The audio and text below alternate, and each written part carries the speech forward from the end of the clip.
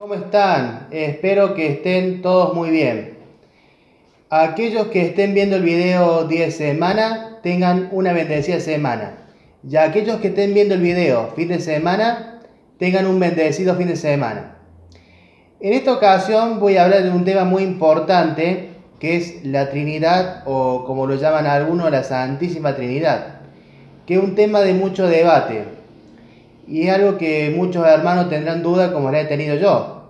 Yo, por ejemplo, vengo de una familia donde la mayoría son católicos.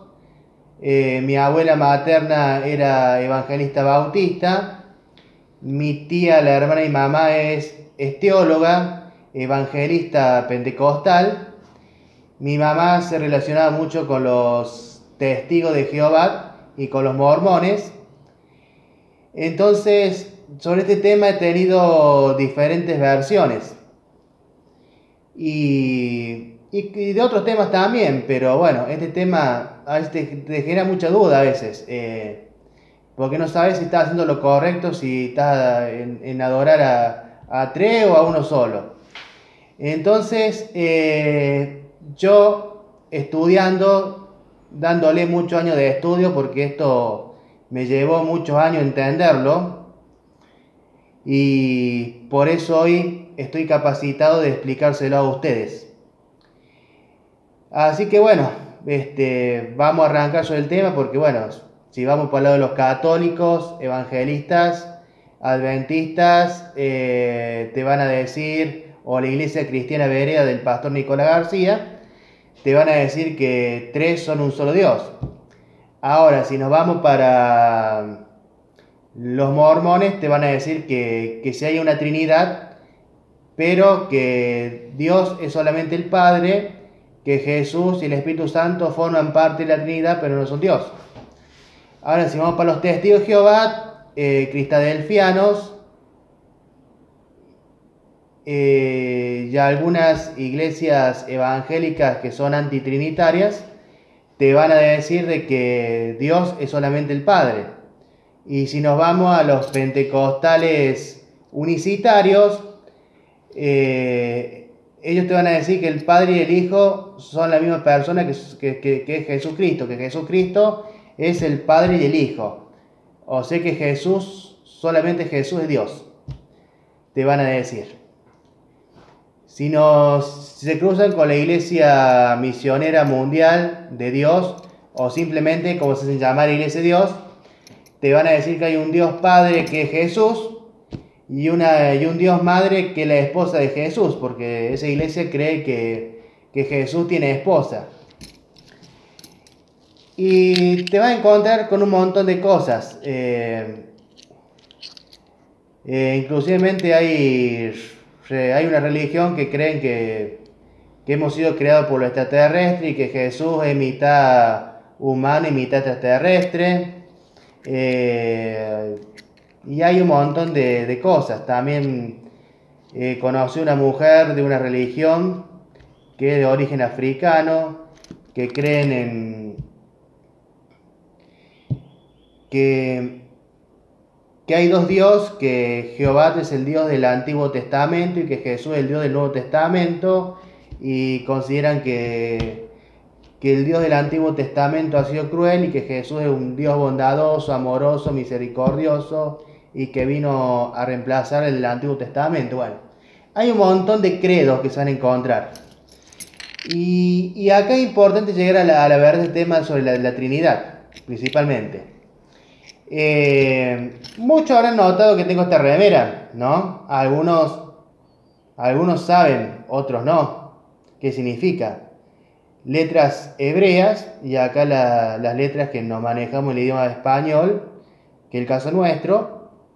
¿Qué significa esto? Esto significa Yahweh, que es de origen hebreo.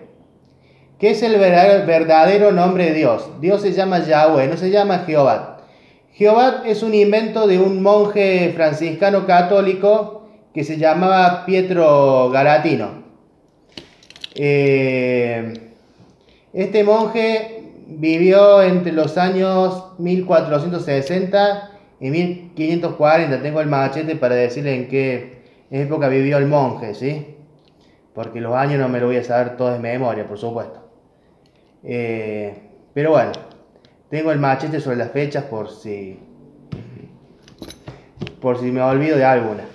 Bueno, vamos a continuar. Ahora ya aclaré que el verdadero nombre de Dios es Yahweh, no es Jehová, ¿sí? Pietro Galatino inventó el nombre Jehová. O sea, Jehová no existe, así solamente el nombre es Yahweh. Y lamentablemente los testigos de Jehová, como las iglesias evangélicas que usan la Reina Valera, los adventistas y los mormones, usan en su Biblia Jehová.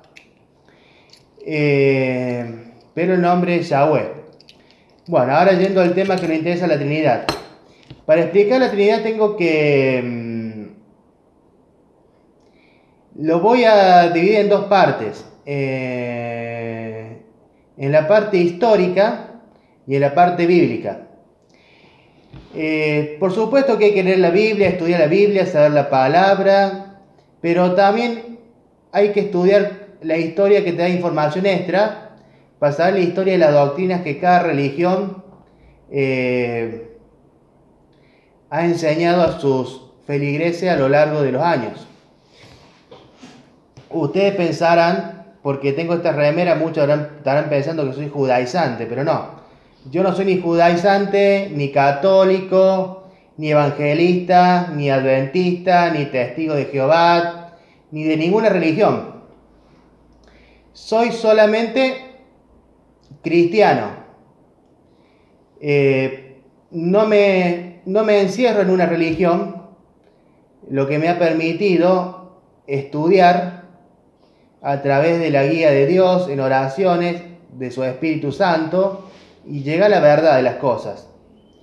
Bien dice en Hechos 17, el apóstol Pablo dice que Dios no habita en templos hechos con manos humanas. Y toda religión que mencioné y las que no mencioné fueron inventadas por hombres, tanto las religiones como sus templos. Pero bueno, ya veré un tema que vamos a hablar en algún momento, en algún video sobre ese tema, pero ahora nos vamos a centrar en la Trinidad. Bueno, ¿cuál es la verdad de esto? Dije que hay una parte histórica y una parte bíblica. Voy a comenzar con la parte histórica, porque sé que cuando arranque con lo bíblico, sé que muchos de ustedes que son encerrados en su religiosidad, se van a enojar y van a cortar el video. Entonces voy a empezar con la histórica primero, y de paso aquellos que no tengan sus Biblias en la mano, pueden buscar su Biblia y tenerla aquí mientras ven el video. Pueden ir escuchando la historia mientras van buscando su Biblia y acomodándose. Busquen la Biblia que tengan, no... Si sos católico, busca tu Biblia católica. Si sos evangelista, la Reina Valera o la Nueva Traducción Viviente, la que tengas. No... Si sos judaizante, busca tu Biblia judaizante, no hay problema. Busquen la Biblia que tengan a mano, ¿sí? Empiezo con la parte histórica. Bueno, para ir a la parte histórica de cómo surgió el tema de la Trinidad, habría que ir, o sea, el primer dato que tenemos es Ignacio de Antioquía, que es un obispo de Antioquía que vivió a mediados del siglo I y principios del siglo II. Ignacio de Antioquía fue el primero en decir, relacionando una parte de la Biblia que dice, un pasaje que dice, la palabra de Dios, la palabra hecha carne, la palabra era Dios. En algunas traducciones, en vez de decir la palabra, dice el verbo. Dice el verbo de Dios, el verbo hecho carne, el verbo era Dios. Bueno, si vamos al escrito original en hebreo, dice la palabra logos, que significa significa palabra, verbo, acción. Entonces la Biblia es que lo tengan como para la palabra, lo tengan como el verbo, están diciendo lo mismo. Y si llegase a haber una Biblia que dudo que haya, que en vez de usar verbo, palabra, utilice acción, está diciendo lo mismo también. Así que bueno.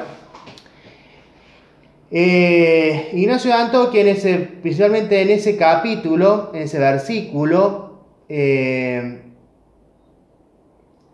y relacionando con otros pasajes de la Biblia, él interpretó de que habían dos que eran Dios, el Padre y el Hijo. Y fue lo que Ignacio de Antioquía interpretó en sus escritos. Fue el primer caso en decir que Dios había más de uno, ¿sí? Que en este caso el Padre y el Hijo. No nombró el Espíritu Santo en ningún momento Ignacio de Antioquía. Después nos lleva al año 215, que se encontraban dos hombres, uno se llama Tertuliano y el otro Praxea, que tenían un fuerte debate. Praxea debatía de que Dios es únicamente el Padre, y Tertuliano decían que Dios son tres. No mencionó la palabra Trinidad, pero dijo que tres son un solo Dios, el Padre, el Hijo y el Espíritu Santo. Se dio ese fuerte debate en el año 215.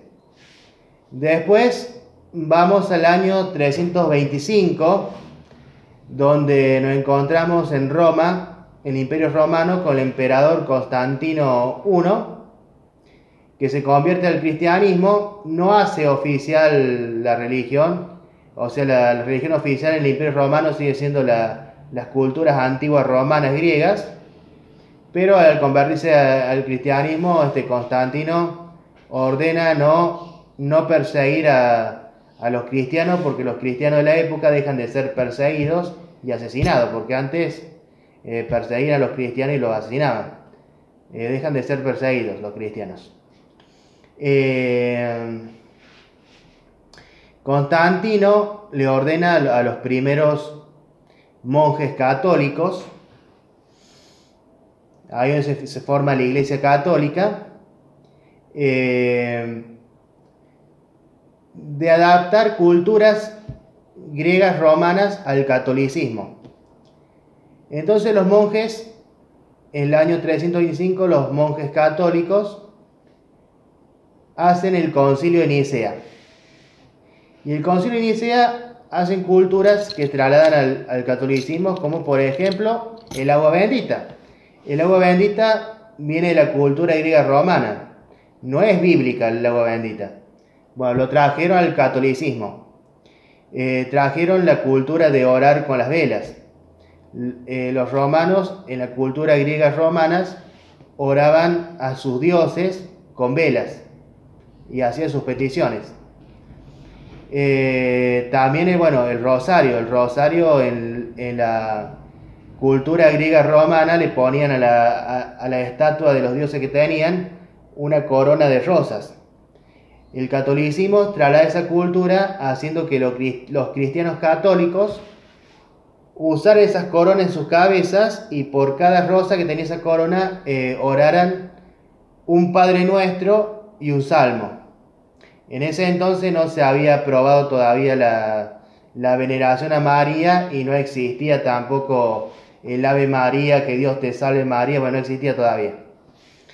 Y aprueban, basándose en los escritos de Ignacio de Antioquía, que el Padre y el Hijo, o sea, el Padre y Jesús, son Dios, ¿sí? Se aprobó, mejor dicho, una bisnidad, ¿sí? No una trinidad, sino una bisnidad. Y bueno, después, había monjes que aprobaron eso, y había monjes que eran el grupo de los arrianos, que rechazaban eso. Decían de que Dios es solamente el Padre. Pero bueno, los católicos por mayoría terminaron aprobando que el Padre y el Hijo son Dios. Bueno, después nos vamos al año 381, el concilio de Constantinopla. Nos encontramos que había asumido el emperador Teodosio el Grande o Teodosio I, que es quien hace hace oficial la Iglesia Católica como religión del Imperio Romano. Y Teodosio le pidió a los monjes, o sea, a los sacerdotes católicos de la época, que adaptaran algo parecido a la tríada romana, para poder, para los romanos les sea más fácil integrarse a la Iglesia Católica. ¿Qué era la tríada romana? O sea, la tríada, bueno, griega romana. Los griegos y los romanos tenían una tríada, o sea, tenían muchos dioses, pero tenían tres que eran principales, que llamaban la tríada, que eran Zeus para los griegos, Júpiter para los romanos, que era el dios del cielo, estaba Poseidón para los griegos, Neptuno para los romanos, que era el dios del mar, estaba Atenea para los griegos, Minerva para los romanos, que era la diosa de la tierra. Entonces la tríada romana estaba formada por Júpiter, Neptuno y Minerva, que eran los tres dioses principales que tenían que orar. Entonces los católicos, para probar algo parecido, se basaron en lo de Tertuliano. Y ahí donde nace la Trinidad, como la conocen, o sea, ahí donde los católicos aprueban la Trinidad: Padre, Hijo y Espíritu Santo, un solo Dios. Y como los católicos lo usan hasta la actualidad, ¿sí? Pero sin embargo, o sea, a pesar que los católicos han sido los primeros en aprobar la doctrina Trinidad, lo que demuestra que la iglesia primitiva del siglo I, que la iglesia que seguían a Jesús, a los apóstoles, que el apóstol Pablo visitó en sus giras, después las 7 iglesias que nombran el Apocalipsis, bueno, todo eso demuestra, la historia demuestra que todas esas iglesias no creían en una Trinidad. Así que queda demostrado históricamente esto. Ya vamos a compararlo con lo bíblico.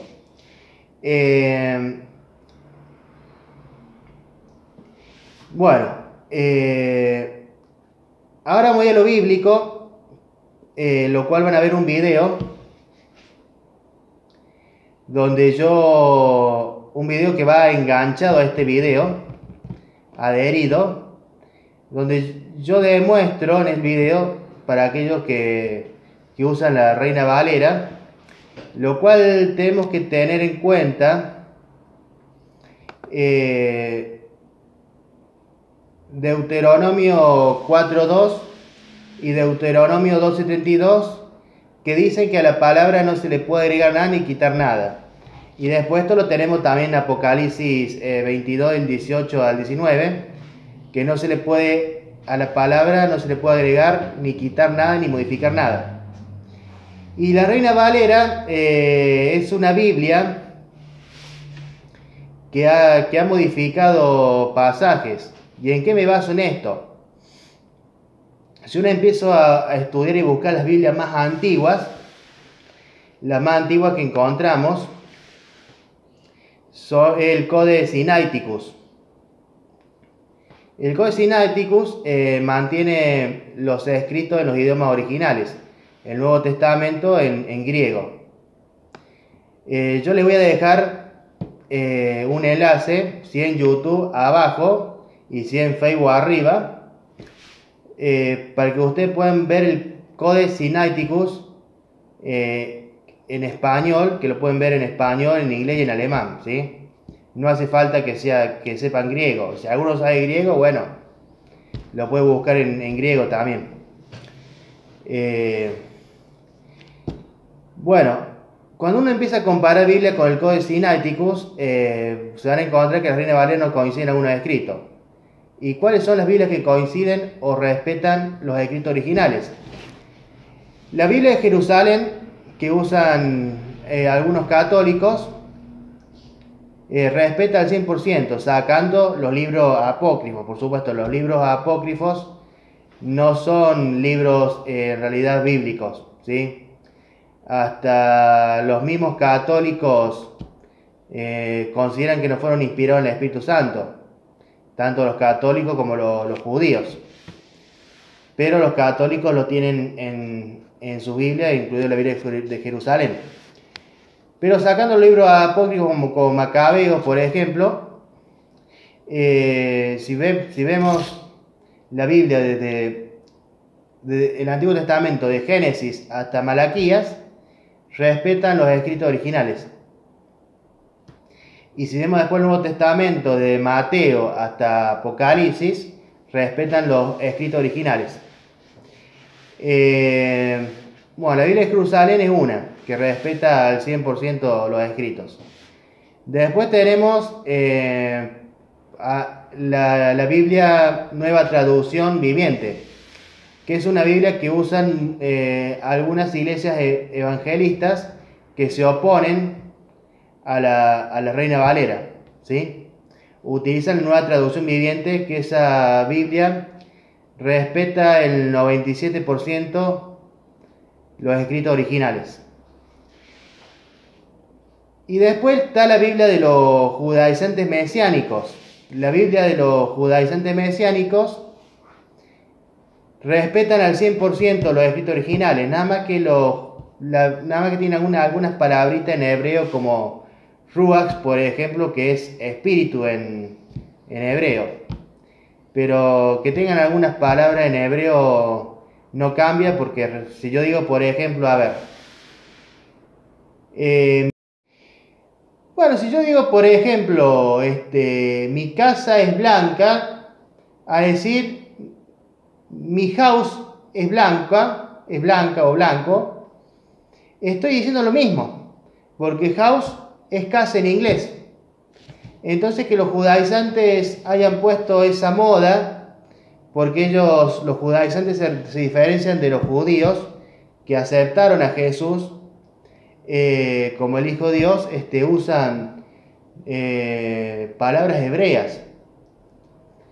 A Jesús le dicen Yeshua, que es Jesús en hebreo, pero no cambia lo que dicen, ¿sí? Están diciendo la misma oración, nada más que le cambian alguna palabrita, que en vez de usarlo, en vez que la leen esa palabra en español, ahora la leen en hebreo. Pero si buscan el significado de esa palabra, se van a encontrar que es lo mismo que dice el escrito original en español. Así que no se preocupen por eso. Así que, o sea, los judaizantes, a pesar de que usan algunas palabras en hebreo, respetan los escritos originales, porque la oración es tal cual, ¿sí? Solamente le han puesto alguna palabrita hebrea, nada más. Bueno, ¿por qué se preguntarán qué tiene que ver la Reina Valera con la Trinidad? Porque si tengo que hablar de la Trinidad, ¿por qué hablo de la Reina Valera? Justamente voy a mostrar el video que va pegado con esto, ahora, para después poder continuar con el estudio bíblicamente concentrado 100% en la Trinidad. Es porque justamente la Reina Valera, que es una traducción en español hecha por Casiodoro Reina, que se basó en la traducción alemana que hizo Martín Lutero. Viniendo ya de Martín Lutero, ha modificado algunos pasajes para afirmar la Trinidad, lo cual demuestra que los evangelistas adventistas son más trinitarios que los católicos, ¿sí? La Reina Valera lo usan, bueno, los evangelistas, los adventistas, y los mormones también, que los mormones son trinitarios, pero no, ellos, la única diferencia con los evangelistas y los adventistas, que ellos consideran Dios únicamente el Padre. Y yo sé que cuando yo muestre los estudios bíblicos de por qué Dios solamente el Padre y Jesús no es Dios y el Espíritu Santo tampoco, me van a salir, los que estudien la Reina Valera van a salir con algunos pasajes que voy a mostrar a continuación. Por ejemplo, 1 de Juan 5, 7, 8. El escrito original dice, en el 7, 3 son los testigos. El versículo 8 dice, el espíritu, el agua y la sangre. Que se refieren que los 3 son testigos de que Jesucristo es el Hijo de Dios. El Espíritu Santo ha testificado que Jesús es el Hijo de Dios. El agua, a través del bautismo, ha testificado que Jesús es el Hijo de Dios. Y la sangre, a través de la crucifixión, cuando Jesús se sacrifica por nuestro pecado, da testimonio que Jesucristo es el Hijo de Dios, a eso se refiere. Pero la Reina Valera lo modifica. El 7 en vez dice 7, 3 son los testigos en el cielo, el Padre, el Verbo y el Espíritu Santo. Y el 8 le ponen, 3 son los testigos en la tierra, el Espíritu, el agua y la sangre. Y eso es lo que, bueno, ese pasaje 1 y otros 2 pasajes más que muestro, se van a dar cuenta de la modificación de la Reina Valera. Por eso es importante el tema de la Trinidad que muestre esos pasajes modificados para continuar, porque estoy seguro que algún evangelista por ejemplo me va a citar 1 Juan 5, 6, 7, 8, como también va a citar Romanos 9, 5, que es otro texto modificado, lo van a ver. Entonces, bueno, antes que se gasten esos textos, les voy a demostrar que están modificados, y después, bueno, que vean esta pequeña parte del video. Después, por continuar con el estudio, les voy a explicar por qué solamente Dios es el Padre y por qué Jesús no es Dios, ¿sí? Así que bueno, vean esto a continuación. En la Biblia de Jerusalén dice, pues 3 son los que dan testimonio: el Espíritu, el agua, la sangre, y los 3 conviven en lo mismo. Después, vamos que dice la Nueva Traducción Viviente. Por lo tanto, son 3 los testigos: el Espíritu, el agua y la sangre, y los 3 están de acuerdo. ¿Qué dice la Biblia de los judaizantes mesiánicos? La Kadochich. Hay 3 testigos: el Ruach, que el Ruach vendría a ser el Espíritu en hebreo, el agua y la sangre, y estos 3 concuerdan. En cambio, la Reina Valera, que es la Biblia adulterada, dice, porque 3 son los que dan testimonio en el cielo: el Padre, el Verbo y el Espíritu Santo, y estos 3 son uno. Y 3 son los que dan testimonio en la tierra: el Espíritu, el agua y la sangre, y estos 3 concuerdan. ¿Se dan cuenta la diferencia del texto original con la Reina Valera? Bueno, si vamos a Apocalipsis 1, para que introduzcamos el tema, dice, yo soy el Alfa y la Omega, dice el Señor Dios.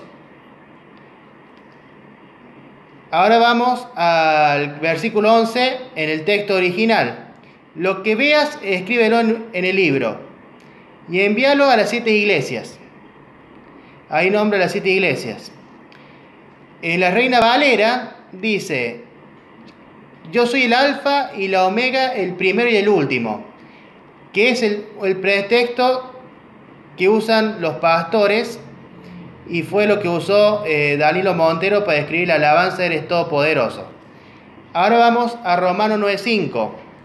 Y de los patriarcas, o sea, el texto original, y de los patriarcas, los cuales también procede Cristo, según la carne, el cual está por encima de todas las cosas. Dios bendito por los siglos. Amén. Ahora vamos, ¿qué dice la Reina Valera? ¿De quiénes son los patriarcas? De los cuales, según la carne, vino Cristo, el cual es Dios sobre todas las cosas. Bendito por los siglos. Amén. ¿Se dan cuenta la diferencia? Bueno, volvamos atrás. El apóstol Pablo dice que Cristo es la carne, que eso lo vamos a explicar después, el cual está por encima de las cosas, que es la representación de Dios, pero no es Dios. Y hace aquel apóstol Pablo, Dios bendito, bendice, o sea, bendito sea Dios por haber mandado a su Hijo a su representación, no que es Dios. ¿Se dan cuenta? La manipulación de la Reina Valera. Y sin embargo, a ver, ¿quién es el Alfa y la Omega? Es Dios. Sí, Dios es el Todopoderoso, no es Jesús Todopoderoso. Pero en su manipulación por el versículo 11, la Reina Valera pone, como Jesús dice, yo soy el Alfa y la Omega, y de ahí, para afirmar que Dios, y de ahí el Todopoderoso. ¿Se dan cuenta las manipulaciones? Y si vamos atrás a lo que vimos antes,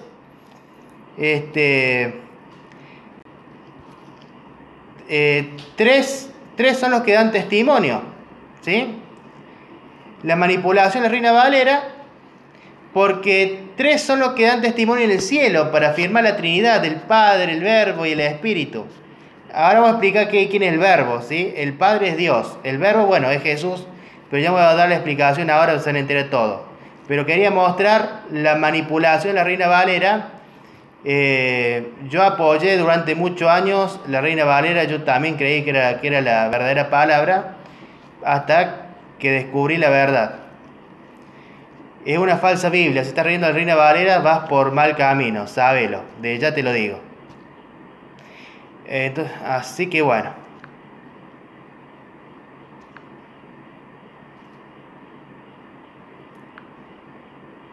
Bueno, dejando claro lo de la Reina Valera, vamos a pasar directamente al estudio. Así que bueno, en caso que alguno tenga la Reina Valera, en este caso no se preocupen, porque los pasajes que voy a citar en la Reina Valera, gracias a Dios, no están modificados. Así que bueno, vamos a pasar al estudio. Vayan abriendo Mateo 28, o sea, Mateo capítulo 28, versículo 19. A ver si lo tienen, arrancamos. Bueno, en Mateo 28, 19, Jesús manda a que bauticen en el nombre del Padre, del Hijo y del Espíritu Santo a todas las naciones. Que es este pasaje lo utilizan para afirmar la Trinidad también. Por lo que voy a explicar cada uno de los tres por qué el Padre es Dios y por qué el Hijo y el Espíritu Santo no son Dios. Y después voy a explicar por qué hay que bautizar el nombre del Padre, el Hijo y el Espíritu Santo. Así que bueno, vamos al estudio de la palabra. Busquen Gálatas 3:20. Gálatas 3:20 dice que Dios es uno solo. O sea, Dios es uno solo. Dios es uno solo. Dios no son ni tres ni dos. Es uno solo. Ahora vamos al pasaje más importante. Primera de Corintios 8:6. Primera de Corintios 8:6. Que nos dice: hay un solo Dios, el Padre, del cual proceden las cosas. Hay un solo Dios, el Padre, del cual proceden las cosas. Lo repito por última vez por si no quedó claro. Hay un solo Dios, el Padre. Y si querés más afirmación de que Dios es el Padre, el mismo Jesucristo que es su Hijo, nos dice en Juan 17, entre los versículos 1 y 3, que su Padre es el único Dios verdadero. Jesús nos dice en Juan 17, de los versículos del 1 al 3, que su Padre es el único Dios verdadero. Más claro, échale agua. Como dice una frase que usamos en Argentina. No sé cómo están los otros países cuando algo está bien claro. Más claro imposible. Después Juan nos dice,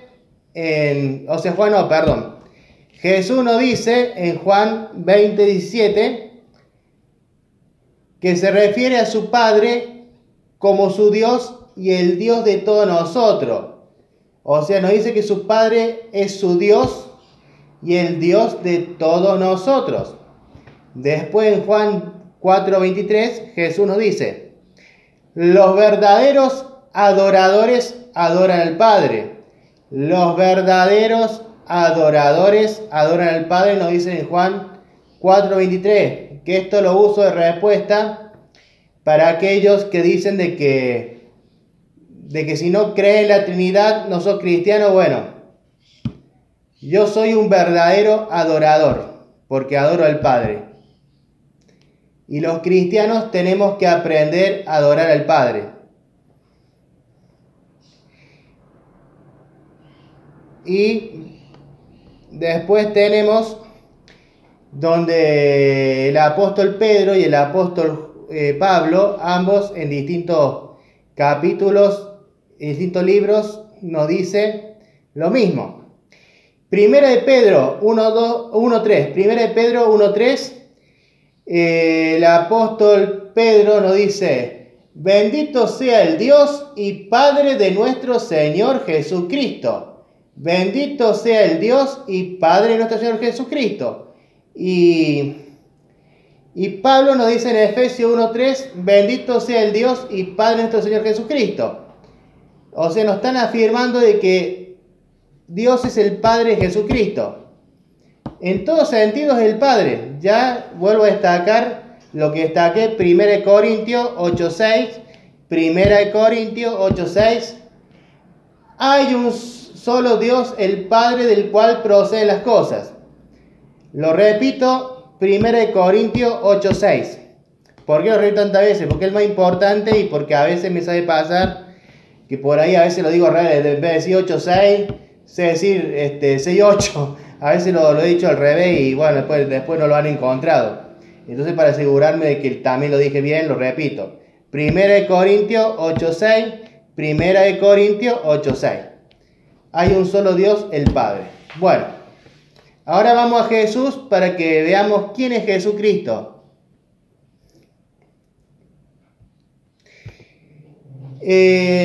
Para ver quién es Jesucristo tenemos que ir primero a Juan 3:16. A Juan 3:16. Donde dice que Jesús es el Hijo único o unigénito según la Biblia que tengan. La Biblia de Jerusalén, como la Biblia Nueva Traducción Viviente, y nos dicen que Jesús es el único Hijo, y la Biblia de la Reina Valera nos dicen que Jesús es el Hijo unigénito. Único y unigénito es lo mismo, ¿sí? Así que no se preocupe que diga diferente porque significa lo mismo. Único y unigénito. O sea que Jesús es el único Hijo de Dios. Después nos sigue afirmando en Mateo 16:16 que Jesús es el Hijo, o sea, Cristo. Nos dice: Cristo es el Hijo del Dios vivo.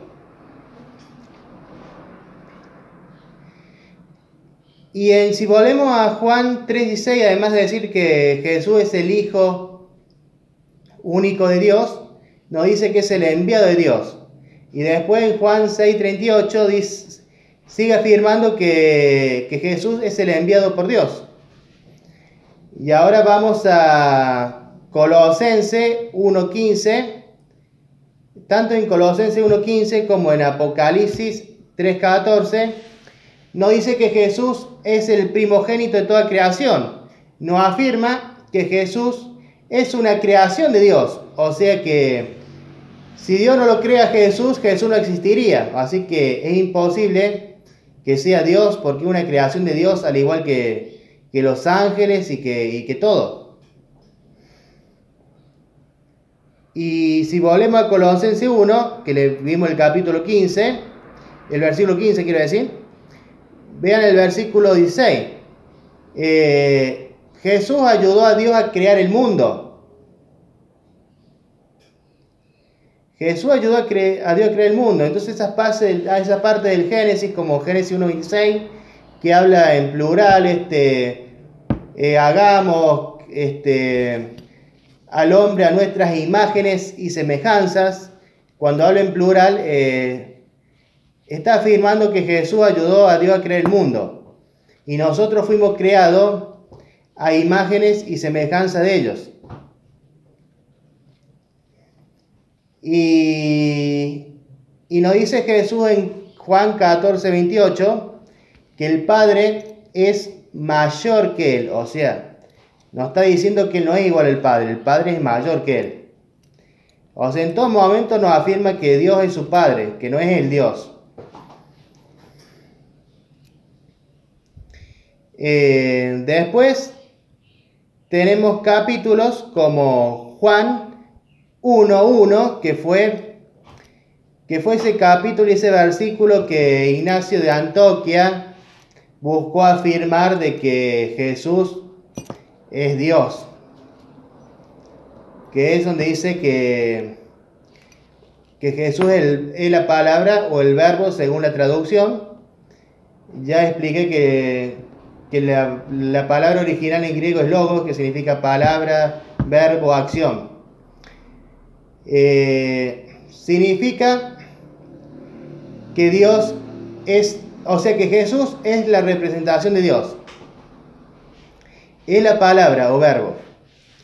Y después vemos en Juan 1:14 que Jesús es la palabra hecha carne o el verbo hecho carne.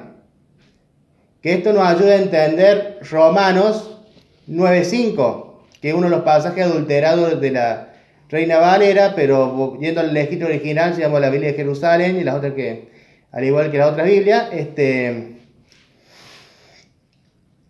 que nos dice que es Cristo en la carne. Se está refiriendo que Jesús es la palabra, el verbo, es la representación de Dios.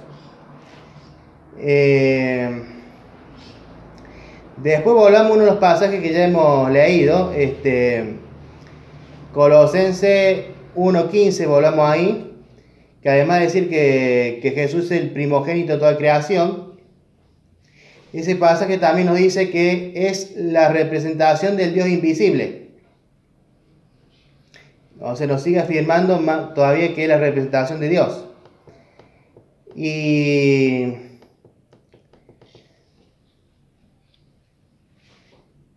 bueno, también tenemos Isaías, en el Antiguo Testamento, Isaías 7:14. Isaías fue uno de los profetas que en el Antiguo Testamento predijo la llegada del Mesías, la llegada de Jesús, que ahí lo mencionan como Emmanuel, que significa Dios con nosotros, y eso mismo lo vuelve a mencionar en Mateo 1:23. Emmanuel, Dios con nosotros, sigue significando que Jesús es la representación de Dios, que Dios está con nosotros a través de Jesús. O sea, todo esto quiere decir que Jesús es la representación de Dios y es el portavoz de Dios hacia los humanos. Después tenemos también en Juan 14:6, que este pasaje es muy conocido, que lo citan todas las iglesias, que Jesús es el camino, la verdad y la vida, que nadie llega al Padre si no es por el Hijo.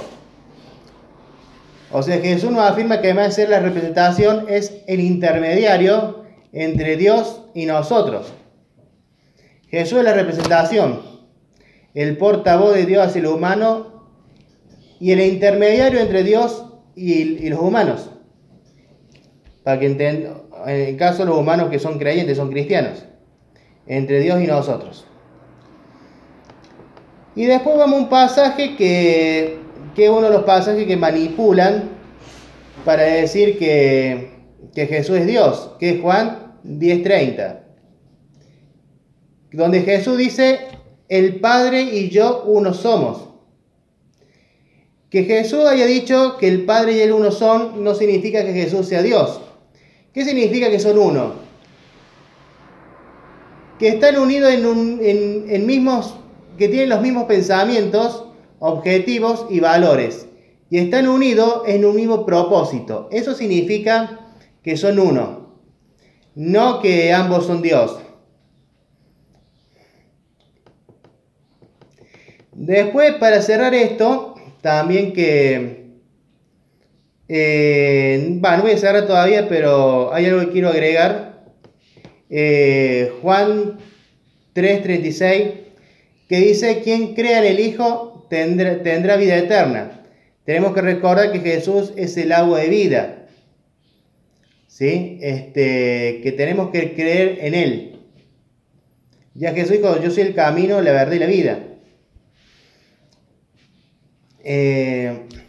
Porque quien no cree en el Hijo, no solamente que no tendrá vida eterna, sino que Dios va a derramar cólera sobre él. Como en el caso de los judíos, Dios le ha derramado cólera porque no han aceptado a su Hijo unigénito o único, que es Jesucristo. Los judíos del vamos lo rechazaron, hasta lo crucificaron. Y de entonces se acabó la comunión entre Dios y la nación de Israel. Entonces es importante que a Jesús lo aceptemos como el Hijo de Dios y que creamos en Él. Ya hay un pasaje en la Biblia que dice que la misma honra que le tenemos al Hijo le tenemos que dar al Padre. Que le damos, ¿qué decir? La misma honra que le damos al Padre tenemos que darle al Hijo también. Así que es muy importante aceptarlo a Jesús como el Hijo de Dios. Bueno, ahora vamos a lo último sobre Jesús. Tenemos pasajes como Filipenses 2:9, donde el apóstol Pablo nos dice que Dios le dio a Jesús un lugar superior. Le dio una autoridad importante, que Jesús la tiene porque Dios se la dio, ¿sí? Que es el Rey de Reyes y Señor de Señores, como dice por ejemplo Apocalipsis 19:16, y hay otros pasajes también que lo afirman, pero bueno, para citar uno de ejemplo pongo Apocalipsis 19:16.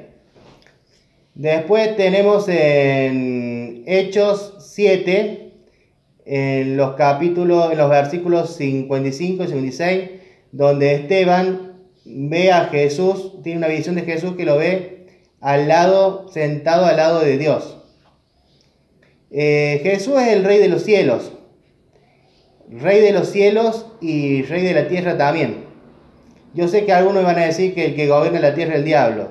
El diablo es el que tienta a los humanos de pecado y lo pierde en su camino, como a muchos de ustedes que los ha perdido en la Trinidad, que es una doctrina creada por hombres, y el diablo los ha perdido a ustedes en la Trinidad. Por ejemplo, ese es un poder que tiene el diablo. Pero el diablo no es el gobernante de la tierra. Jesús es el Rey de Reyes y es el Rey de los cielos y el Rey de la tierra. Que después eso, pues lo voy a invitar a que vean mi video que hablo sobre Apocalipsis 6, que es la actualidad apocalíptica que estamos viviendo. Estamos en la época de los 4 jinetes. Así que ahí explico esto que digo, que Jesús, además de ser el Rey de los cielos, también está gobernando la tierra. Jesús ya hizo sentencia en la tierra. Y la humanidad está siendo castigada por sus pecados. Bueno, lo que tenemos que entender es que Jesús no es Dios. Es el Hijo de Dios. Es nuestro Salvador, nuestro intermediario, nuestro abogado ante el Padre.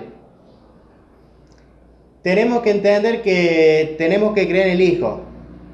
Es quien se sacrificó por nuestros pecados, para que podamos arrepentirnos. Nos libró de la ley de Moisés, que era una ley que tenía la nación de Israel. Era una ley que donde la mayoría de pecados que cometía se castigaban con la muerte. Gracias a Jesús que se sacrificó por nosotros, hoy tenemos la oportunidad de arrepentirnos si caemos en pecado y volver a comenzar. Algo que el pueblo de Israel no lo tiene y no lo van a tener porque ellos rechazaron a Jesús.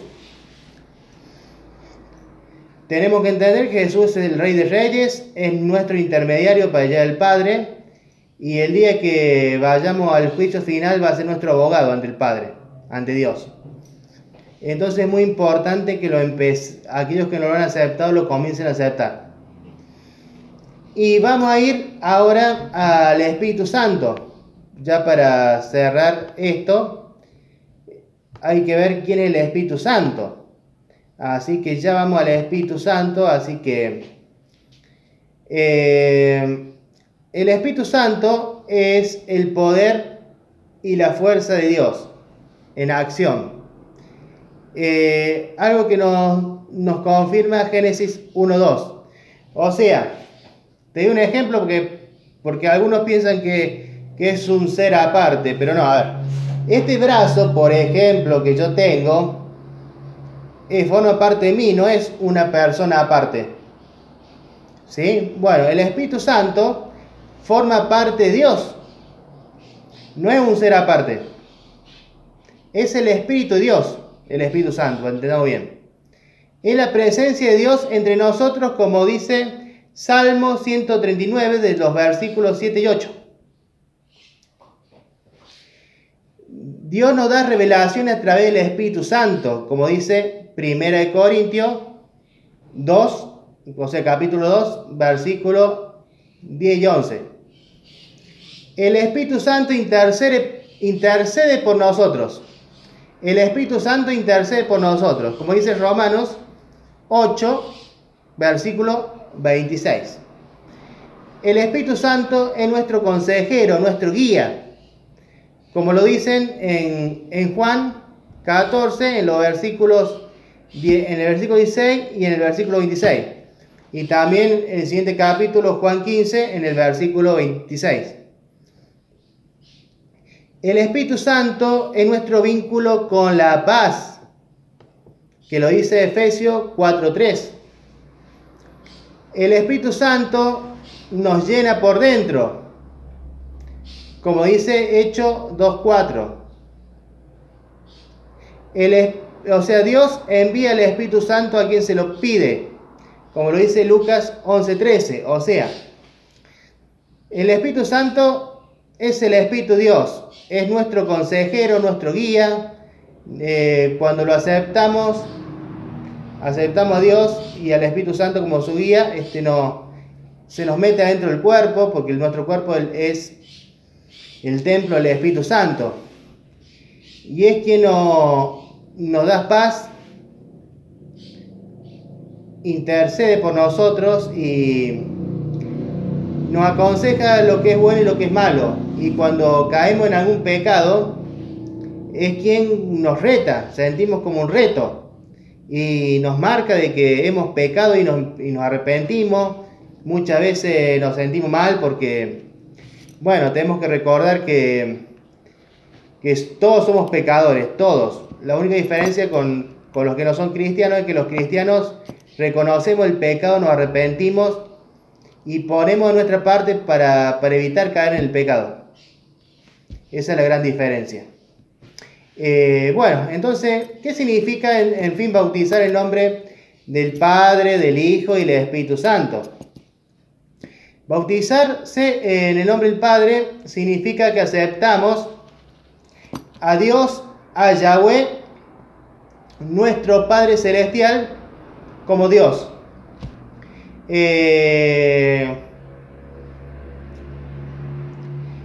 El nombre del Hijo significa que aceptamos a Jesús como el Hijo de Dios, como su representación, como nuestro intermediario,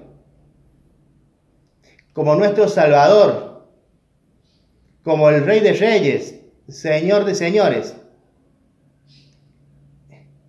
El nombre del Espíritu Santo significa que aceptamos el Espíritu Santo de Dios, el Espíritu Santo de nuestro Padre Celestial, el Espíritu Santo de Yahweh.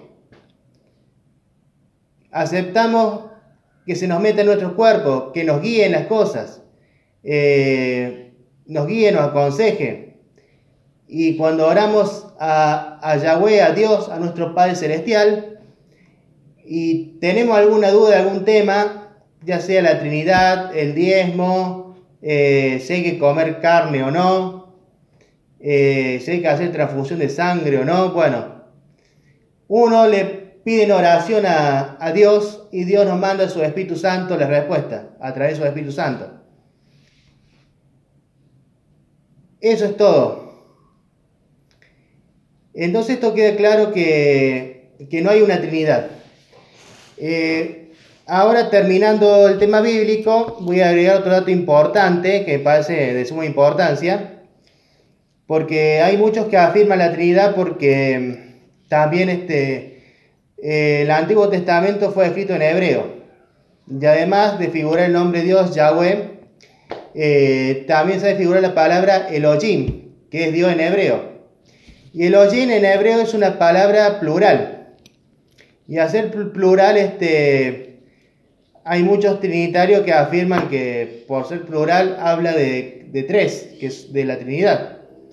Si nosotros vamos a las fuentes hebreas, a las fuentes judías, Elohim significa Dios de dioses, Dios creador, poder superior, Dios único.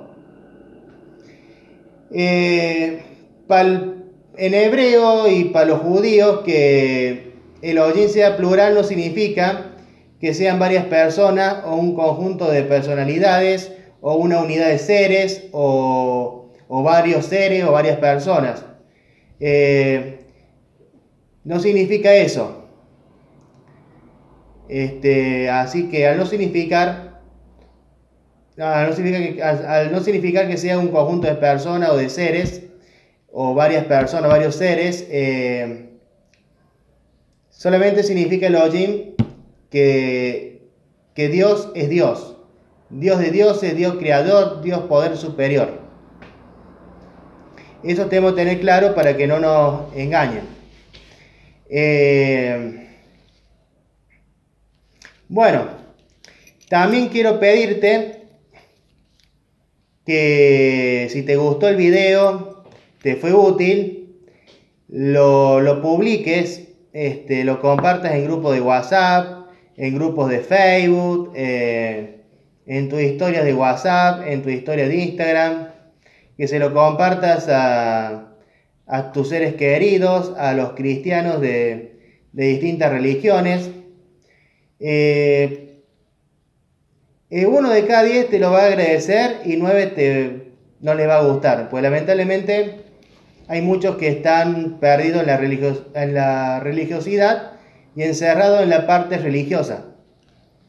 Y es difícil que alguien religioso se abra por fuera de su religión. Así que, y más si alguien que ha hecho cursos en su iglesia, está muy adoctrinado. Y por otro lado, te invito a que entres a Facebook, Testigo de la Verdad. Tiene un fondo, el logo tiene un fondo verde, la cruz es un color negro y dice Testigo de la Verdad, letras negras. Ahí vas a ver mis videos, este video y otros videos. Ahí te saco la duda, por ejemplo, si es correcto o no que las iglesias pidan diezmo. El diezmo es algo que no es para los cristianos, era para la iglesia, era para la nación de Israel, para los judíos. No es para los cristianos. Y lo que piden siembra, cosecha, pacto, eso no está en la Biblia. Y otras dudas como querés saber si es correcto hacer transfusión de sangre o no. Querés saber si otras doctrinas como el libro de Mormón, si es correcto o no. Bueno, cualquier duda que tengas entre las ofertas religiosas que hay, yo me voy a encargar de sacártelas, como en este caso la Trinidad. Bueno, salud y bendiciones, que Dios me los bendiga, los guíe en la verdad. Y a aquellos que van a seguir encerrados en lo religioso, deseo que en algún momento el Espíritu Santo les abra los ojos. Y si me van a responder algo para contradecirme, no se gasten en el agua, porque eso, el agua en estado líquido, gaseoso y sólido, me lo han dicho 1 millón de evangelistas. Así que si van a decirme algo, díganme en algo más original. Y lo último que le digo sobre congregarse. Congregar significa reunión, reunirse. Y en este momento nos estamos congregando porque nos estamos reuniendo de manera online. En este momento vos estás viendo el video, ya somos 2, y si lo ves con alguien, ya son 3. Y Jesús dijo: donde se congreguen 2 o 3 en mi nombre, yo estaré en medio de ellos. En este momento Jesús está en medio de nosotros. Así que bueno, y congregarse es reunirse, no es ir a un templo específicamente, Nos podemos juntar vía online, nos podemos juntar a tomar un café, nos podemos juntar en una plaza, no hay problema. Pero no necesariamente un templo, como hacen los religiosos, te quieren hacer creer. Es más, los apóstoles se juntaban en casas, como la casa de Priscila, por ejemplo, ahí en la Biblia. No se juntaban en templos.